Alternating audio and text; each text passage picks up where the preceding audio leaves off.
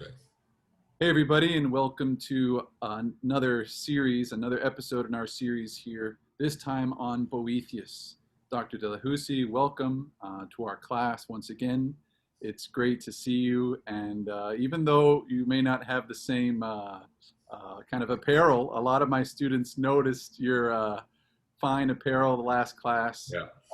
Maybe more Epicurean this time, a little bit more simpler. Subdued. Thank you, Father. It's good to see you again. Sort of a more bland outfit to match my personality, Father. Oh gosh. No, on the contrary, on the contrary. All right, so we'll dive right in. We're talking about Boethius, and basically the way I kind of present it is that the major arc of the book, in some sense, is why do bad things happen to good people?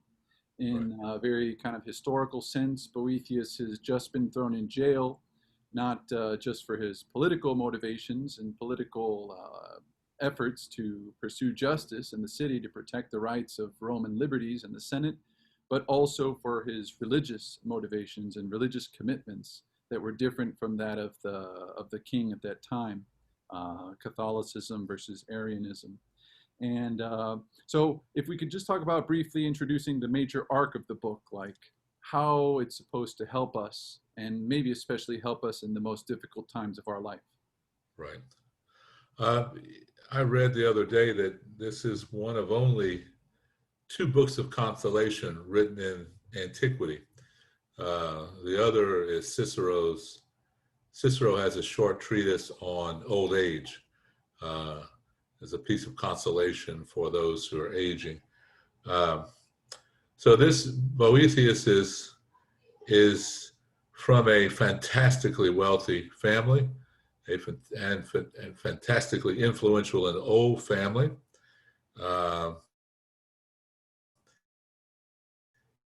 he could trace his roots back into the very beginnings of Rome. Um, he is a very gifted, brilliant man, a both philosopher, theologian, translator. One of his projects is to translate as much of Plato and Aristotle as he can into Latin, which is a task because Latin doesn't have the type of vocabulary. So it's a hard job translating from Greek to Latin at this time. So Boethius, following Plato, believes that an enlightened person should enter politics, or the person at least, maybe enlightened sounds too full of pride. The person who is committed to seeking the truth, to doing what is right, uh, and to holding on to his principles, even when there's grave temptation to do an evil to get to good. So Boethius thinks that the person who is virtuous, who desires to remain virtuous, should enter politics. He is appointed to a very high office by the emperor.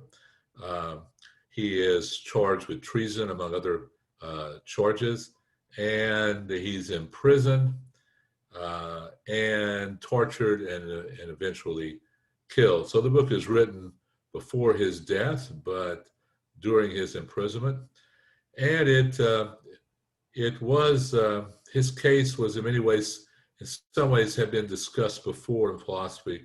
The question had been raised: can a person in tremendous suffering be happy?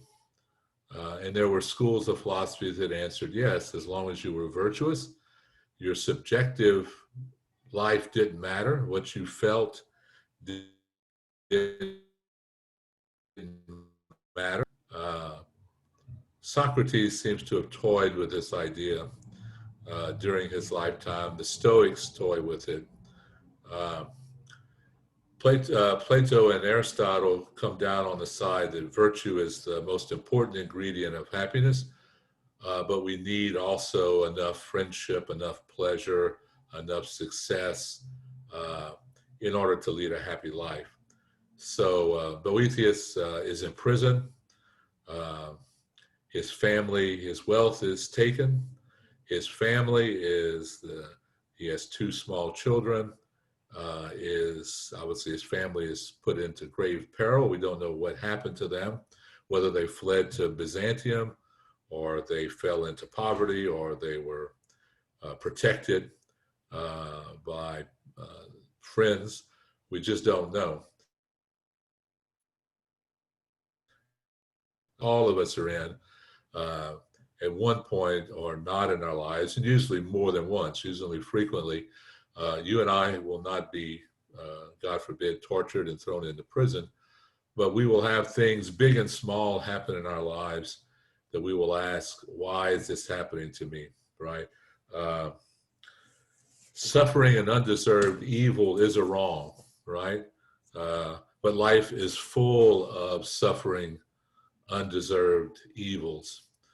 And so Boethius is in prison, and his, he doesn't, it's not a book about a crisis of faith. He doesn't stop believing in God. It's a crisis of understanding.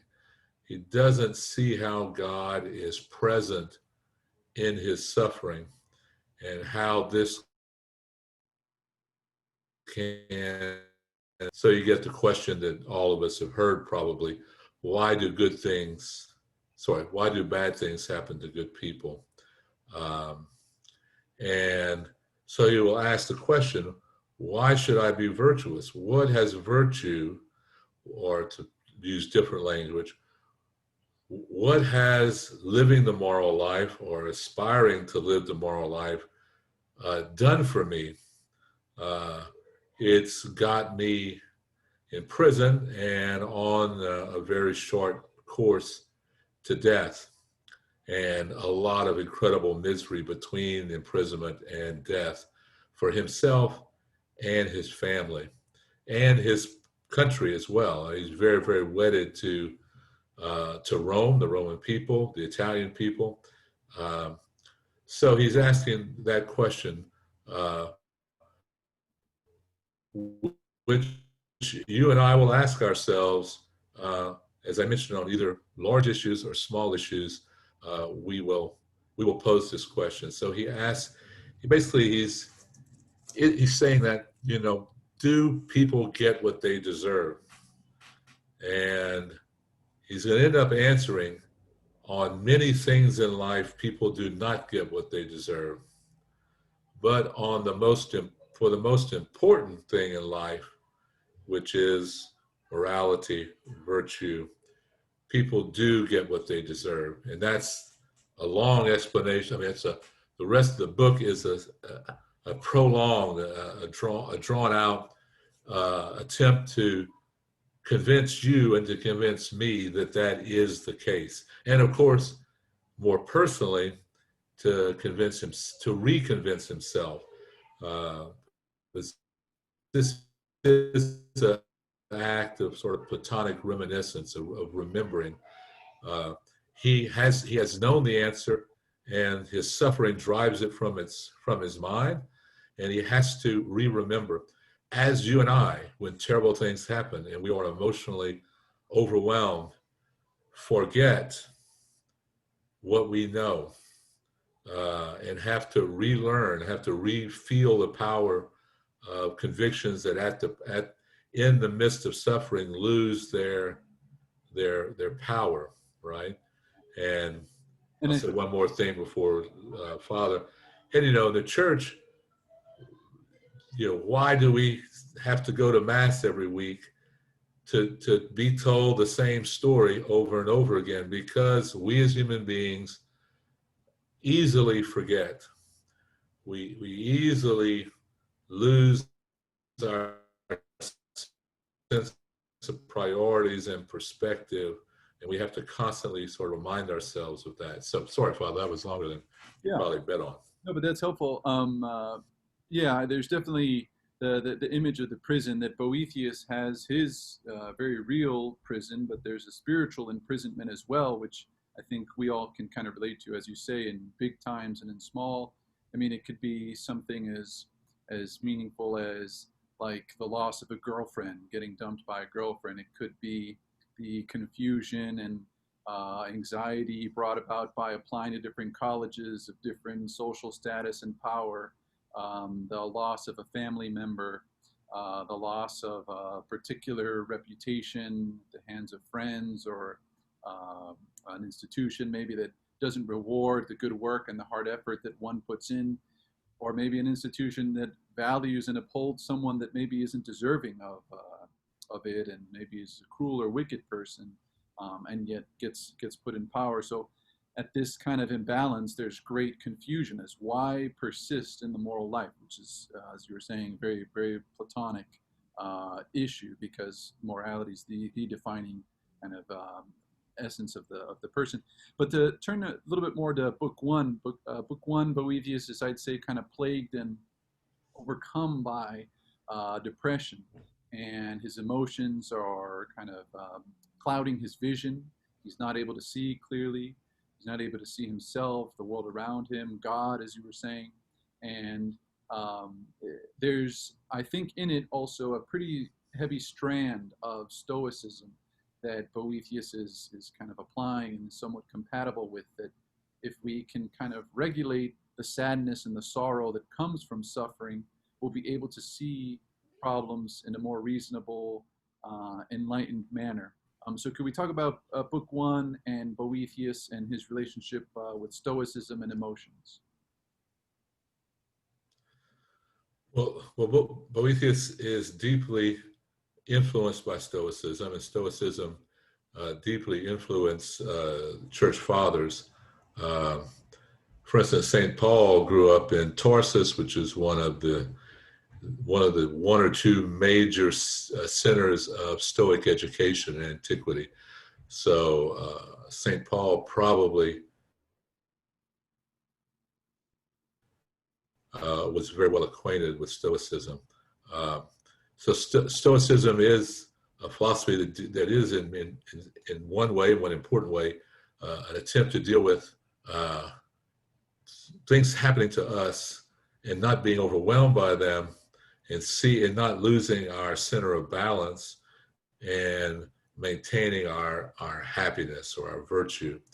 The problem with Stoicism, and we'll see that in this first book, Boethius references both Stoicism and Epicureanism. The difficulty for the Stoic is, from a Christian point of view, and from Boethius's point of view, is they put in question freedom, right?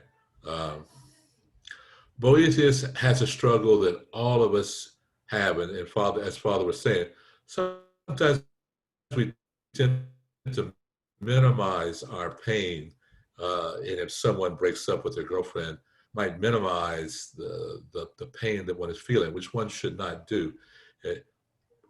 All that pain is real and is serious. And the struggle for Boethius here is in many ways to say yes to what is happening to him. And this is what the Stoics will struggle mightily with. A way the Stoics look at reality is, do not say no to what you cannot change. Do not fight what you cannot change. And this is, of course, very difficult when something repugnant and painful is placed in front of us.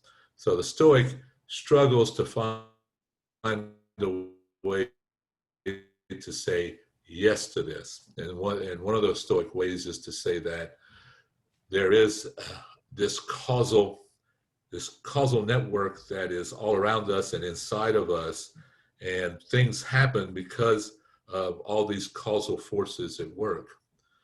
And so what happens is, in a way, has to happen. It's determined. It can't happen any other way, for very rather complex reasons. So the Stoic looks at reality, would look at himself in prison and say, this was fated. This is the only thing that possibly could happen. It is to fight it. It is to fight what is the case and the only thing that could be the case. Therefore, I must say yes to it. Otherwise, I become a prisoner to it. And this is really Boethius, although he's going to have a a response that's influenced by Stoicism, but it's going to be much more a response that Plato and Aristotle, and of course the Christian, would recognize. But the struggle in our lives is to say, yes, I accept this, right? So the Stoic image, and maybe I'll stop with this and then turn it over to Father, is that if a cart is being pulled by oxen, and I don't know if Father's having technical difficulties, but if an ox is being pulled, a cart is being pulled by oxen, and the dog is attached by a cord to the cart, or then the dog could pull against the only cause himself physical pain, and he would gain nothing. He can't stop the momentum, the movement of the cart. So the wisdom for the Stoic is for the dog to walk along with the cart, not to fight it, not to pull against the leash. And then that way he says yes to it. He said he accepts it. So, Yeah, Father. yeah, and I think this is kind of helpful because I think it's often confused. I think, and a lot of students always kind of question that is Boethius, maybe in contrast to the Stoics, but is Boethius like the Stoics, very much this kind of somewhat passive recipient of the things that fall to him? And I try to make a distinction that, in fact, no, that Boethius is maybe much more like Plato in that he's going to pursue the good life at the service of the others and share that enlightenment with others and lead others more deeply in the moral life. And he's very much a fighter in that Boethius went to the Senate to procure Roman liberties, to protect Roman institutions and Roman traditions, and that he's very much willing to confront and speak truth to power. So yeah, Boethius is not maybe in contrast to the Epicureans for sure. The Epicureans would probably recede from all of the political battle and just wait for happiness to kind of arrive and come. But Boethius is very much striving, and he has goals in mind and commitments that he wants to keep to himself and to others. That I think is kind of, yeah, he kind of leans into it as opposed to maybe some strands of Stoicism and certainly Epicureanism that would be a bit more passive in that regard. So another point I No, want. go ahead, Father. Oh no, I was going to pivot. So if you want to just. Yeah, I mean, I would just add that he is extremely active. He went into politics and remained true to his convictions at great price to himself. And when we find, at the opening of book one, physically he can do nothing else, nothing grandiose. So the battle he's waging is now inside his mind and his heart. But it is a battle which will demand a tremendous level of concentration and commitment. So yeah, he's confronting the situation really maybe on the most dangerous level of all, most important level of all, which is in his heart. Yeah. Another facet of book one is that's supposed to be kind of an initial kind of healing that Lady Philosophy is imparting on to Boethius, who's very confused about the chaos of the world and why do good people, like him, intelligent, hardworking, moral, for the most part, he's trying to pursue this moral life. Why are they afflicted, and why is he afflicted? And one of the initial responses that she gives is a reference to the natural law, trying to say, look at the order of nature, and doesn't the order of nature imply an ethical system for mankind? That was one of the prominent lines there of book one, that she's trying to remind him who he is, that he's a human being, that he's not just a man, but he has a kind of almost a divine destiny, and yet he doesn't experience this in the city that's filled with chaos and sometimes injustice and unfair judgments of one's actions. But if we could talk a little bit about more this appeal to the natural law, how this order of the universe implies an ethical system for mankind. Right. And it is, as you mentioned, the contrast in the book is between nature and looking at the natural world and looking at the city or the state or the community, the human community. And he sees easily how God could be ordering and structuring nature, natural world. He has, at this moment, he doesn't see how God is in control of, is ordering, directing the state or the city. And yeah, I mean, you can think of it in this way: is that there are types of laws. So you have logical laws, right? Which, you know, I am now and 5 foot tall at the same time, right? I once was 5 foot tall. I now am roughly 6 feet tall. But this is a law of logic, and all of our thinking should be guided by these laws, right? And when we breach these laws, we make errors in reasoning, right? So, but those probably no one of us would be willing to deny that they exist. But we also look at the laws of physics, right? They are the natural laws, the natural world. They too point to an orderly, governed place, structured place. That so you know, Newtonian physics or what. The Boethius would also believe in what's called the natural law, that in human nature, in the structure that which you and I all share, that we are structured or made in a certain way that, and this could be looked upon as a law, that certain things will be good for us, certain things will be bad for us. Certain actions will fulfill our potential, help us realize our potential. Some actions will take us away from our fulfilling our potential. So, you know, you can imagine, would you want to marry a habitual liar, right? Hopefully you will say no. I do not wish to marry a habitual liar. And of course, for your own sake, you know, rightly, you don't want to suffer from that, but you would also recognize that this behavior is destructive of this young woman, right? That being a habitual liar indicates something is disordered and out of sync in a person.